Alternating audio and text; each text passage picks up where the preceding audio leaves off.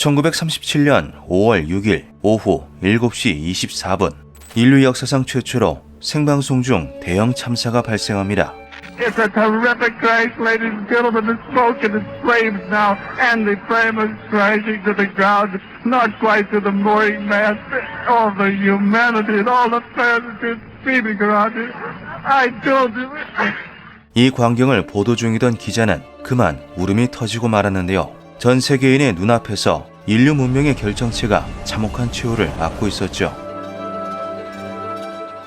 1903년 12월 17일 라이트 형제가 12초의 짧은 비행을 성공시킵니다. 이들이 발명해낸 비행기는 가히 무시무시한 속도로 발전했고 약 10년 후 1차 세계대전의 하늘에서는 전투기들이 공중전을 벌이기에 이르는데요. 그러나 민간 여객 용도로서의 비행기는 아직 부족함이 많았죠. 1913년 개발된 세계 최초의 여객기 일리아 무로메치는 기내식이 제공되는 것은 물론 기내 침실과 화장실까지 구비되어 있었지만 가장 중요한 것들이 빠져 있었습니다.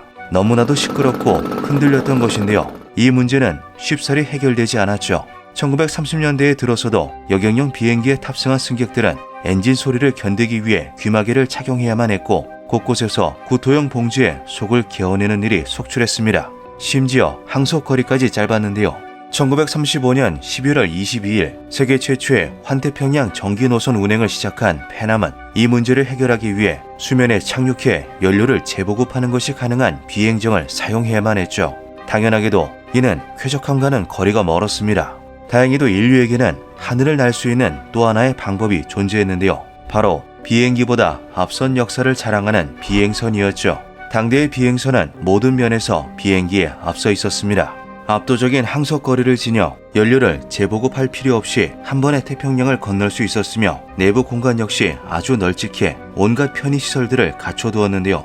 위험을 무릅쓰고 활주로에 착륙하는 비행기와 달리 사뿐하게 수직 이착륙이 가능했고 속도가 떨어지거나 균형을 잃어도 추락하지 않았죠. 비행 내내 엔진 소음에 시달릴 일도 없었고 승차감 역시 매우 훌륭했습니다. 순항 속도가 시속 120에서 140km밖에 되지 않는다는 단점이 존재하긴 했지만 당시 여객 비행기의 순항 속도 역시 시속 200에서 300km에 불과했는데요. 승객 입장에서는 불편하기 그지없는 4시간의 비행보다 편안한 7시간의 비행을 선호할 수밖에 없었죠. 한편 당시 비행선을 제작하고 운영하는 업체들은 커다란 난제에 봉착해 있었습니다. 비행선을 하늘에 띄우기 위해 사용되는 헬륨이 문제의 원인이었는데요. 당시 헬륨은 텍사스와 오클라호마에서 대규모의 헬륨 가스전이 발견된 미국이 세계 생산량의 90% 이상을 차지하고 있었죠. 헬륨을 생산하고 정제하는 데에는 고도로 전문화된 기술이 필요했기에 이미 미국이 대규모의 인프라를 구축한 상태에서 다른 나라가 소량의 헬륨을 생산하기 위해 독자적인 생산시설을 구축하는 것은 전혀 수지가 맞지 않았습니다. 이러한 상황에서 군사 용도는 물론 다양한 과학, 산업 분야에서 사용되는 헬륨에 대한 전략적 가치를 미국이 인식하게 되는데요. 그렇게 1925년 헬륨법을 제정한 미국 정부는 헬륨의 생산, 저장 및 유통을 관리함과 동시에 해외 수출과 상업적 사용을 엄격히 통제하기 시작했죠. 삽시간에 비행선의 핵심 자원을 상실한 세계 각국의 비행선 업체들은 어쩔 수 없이 대체제로 수소를 사용하게 됩니다. 문제는 수소는 헬륨과 달리 가연성이 매우 높았다는 것인데요. 잊을만하면 수소 비행선이 폭발했다는 소식이 들려왔고 승객들은 비행선과 비행기 중 어느 것을 택할지 머리를 싸매야만 했죠. The coast of America is sighted 68 hours after leaving Japan.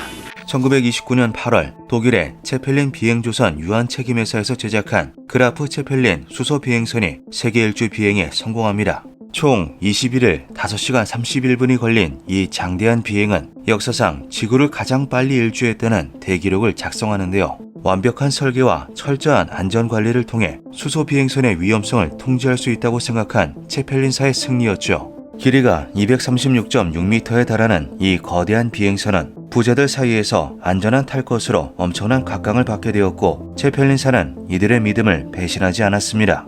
그라프 체펠린은 총 이동거리가 170만 킬로미터에 달하는 590회의 비행 속에서 승객들에게 품격 있는 서비스와 편안한 여행을 제공했는데요. 10년이 가까운 세월 동안 체펠린사의 비행선은 단 한 번도 추락하지 않았죠. 비행선은 인류에게 내려진 축복이자 항공의 미래다. 그라프 체펠린의 성공에 힘입어 체펠린사는 역사상 가장 호화로운 비행선을 제작하기 시작합니다.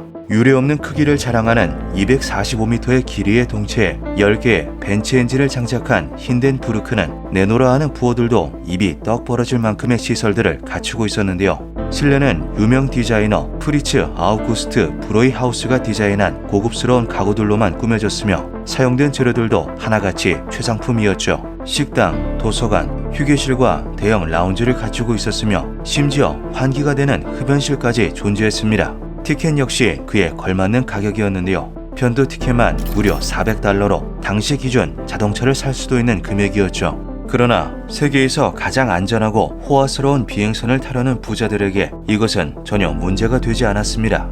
1936년 3월 4일 첫 비행을 개시한 힌덴부르크는 쉴 틈 없이 대륙과 대륙을 오가며 승객들을 실어 날랐는데요. 비행선에서 내린 승객들은 하나같이 인류 기술의 발전과 그 결과물에 대해 찬사를 아끼지 않았죠. 그러나 약 1년 2개월 후 힌덴부르크는 스스로 비행선 산업의 종말에 마침표를 찍게 됩니다. 1937년 5월 6일 승무원 61명과 승객 36명을 태운 힌덴부르크가 미국 뉴저지 상공으로 진입했는데요. 레이크허스트 해군 항공기지에 착륙 후 5월 12일 거행될 영국의 차기 국왕 조지 6세의 대관식에 참가할 각계 계층의 VIP를 태우고 영국으로 향할 예정이었죠. 만약 이 VIP들이 연착오로 인해 대관식에 참가하지 못하는 불상사가 생긴다면 힌덴부르크의 명성에 커다란 손상이 될 것이 분명하므로 반드시 정시에 착륙해 다음 비행을 준비해야만 했습니다. 하지만 비행 과정에서 발생한 여러 트러블로 인해 힌덴부르크는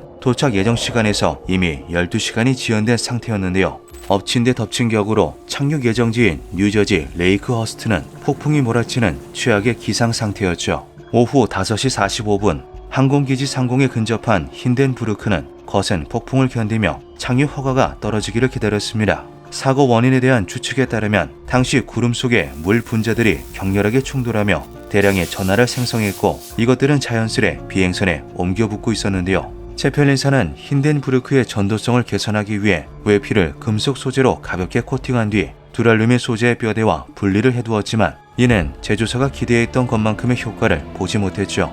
오히려 외피와 뼈대 사이에 커다란 전이차가 형성되는 결과만을 가져왔습니다.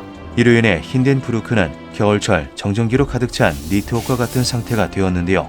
한편 마음이 급한 것은 항공기지의 사령관인 찰스 로젠달 역시 마찬가지였죠.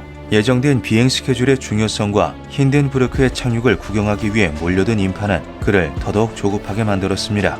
당시의 일기예보는 기상학의 선구자로 불리는 수학자 루이스 프라이 리처드슨이 6만 4천 명의 수학자가 각자 계산을 나눠서 한다면 현실적인 예보가 가능할 것이다 라고 말할 정도로 기술의 한계에 부딪혀 있었는데요. 부정확한 일기예보 대신 믿어야 할 것은 베테랑 비행선 조종사이기도 했던 찰스 자신의 감이었죠. 오후 7시 8분 날이 곧 갤 것이라고 직감한 찰스는 힌덴부르크에게 착륙 허가를 내립니다.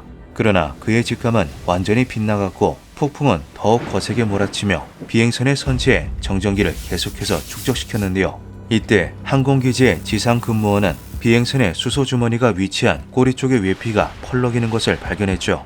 알 수 없는 이유로 비행선에서 수소가 새어나오고 있었습니다. 곧이어 닥칠 재앙을 전혀 알지 못하는 지상에서는 힌덴부르크를 지상으로 착륙시키기 위한 준비가 한창이었는데요. 기자들은 세기의 비행선이 서서히 고도를 낮추는 장엄한 광경을 생방송으로 송출 중에 있었죠. 오후 7시 21분 90m까지 고도를 내린 힌덴부르크가 지상에 동체를 고정하기 위한 계류 로프를 땅으로 내려보냈습니다. 과학자들의 가설에 따르면 저전 로프가 땅속의 전자를 비행선으로 올려보냈을 가능성이 높다고 하는데요. 이 가능성을 토대로 스파크가 생성되는 시간을 계산하면 약 4분가량이라고 하죠. 오후 7시 25분 태양을 등지고 비행선을 바라보던 소수의 사람들은 기묘한 푸른 불꽃이 튀어오르는 것을 목격합니다. 이것은 일명 세인트 엘모의 불이라고 불리는 것으로 도전체에 과도한 양의 전기가 흐를 때 도전체 주위를 감싼 공기가 버티지 못하고 전기가 밖으로 새어나오며 나타나는 현상인데요. 즉 이 시점에서 힌덴부르크에 축적된 전기가 한계를 넘었다는 것이죠. Just enough to keep it from... It bursts into flame. Get it started. It's fighting and it's crashing. It's crashing terrible. Oh my, get out of the way, please. 한순간에 비행선이 화염에 휩싸였습니다. 육중한 덩치를 띄우기 위해 대량으로 주입되었던 수소가 어마어마한 연쇄 반응을 일으켰고 금속으로 코팅된 외피는 테르밋 반응을 일으키며 3000도에 달하는 고열을 발생시켰는데요. 단 34초 만에 힌덴부르크는 완전히 형체를 잃어버렸죠. 불행 중 다행으로 비행선이 화염에 휩싸이기 직전 많은 수의 승무원과 승객들이 신속하게 탈출을 감행했습니다. 비상 상황에 대비한 훈련을 받은 승무원들은 승객들을 출입구로 안내했고 이들은 비행선이 땅에 적당히 가까워졌을 때를 노려 밖으로 뛰어내렸는데요. 마침 폭풍이 몰고 온 비가 땅을 촉촉하고 푹신하게 만들어둔 상태였고 뛰어내린 인원 중 대부분이 목숨을 부지할 수 있었죠.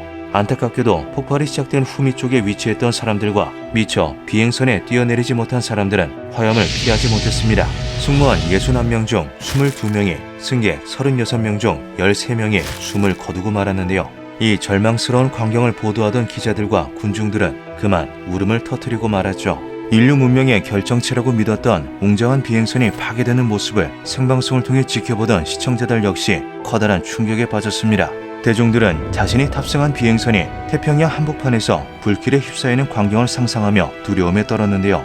한편 평소 정부에 협조적이지 않던 체펠린사를 벼르고 있던 괴링은 해당 사고를 빌미삼아 그라프 체펠린을 비롯한 비행선들을 녹여 독일의 군용 항공기에 사용하도록 명령했죠.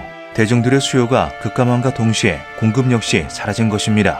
단 한 번의 사고로 인해 비행선은 눈 깜짝할 사이 여객수단으로서의 지위를 상실하게 되는데요. 하지만 이를 아쉬워하는 사람은 없었죠. What was that? What the hell was that? It went by like we were standing still. 1936년 개발된 제트 엔진은 수많은 개량과 실험을 거쳐 약 6년 후 제트 전투기가 전장에 실전 배치되기에 이릅니다. 1949년에는 최초의 제트 여객기가 비행선의 속도를 아득히 상회하는 시속 740km의 속도로 하늘을 누비기 시작했고 1958년에는 시속 850km의 속도로 안정적인 비행이 가능한 DC-8이 등장, 여객 시장의 판도를 완전히 바꿔놓게 되는데요. 이윽고 1967년에는 지금까지도 널리 사용되고 있는 보잉 737이 초도 비행을 개시하며 하늘길에 새로운 지평을 열었죠. 여객용 항공기가 일상이 된 오늘날 한때 항공의 미래로 평가받았던 비행선은 광고와 같은 극히 제한적인 용도로만 남아 있습니다. 기묘한 밤이었습니다.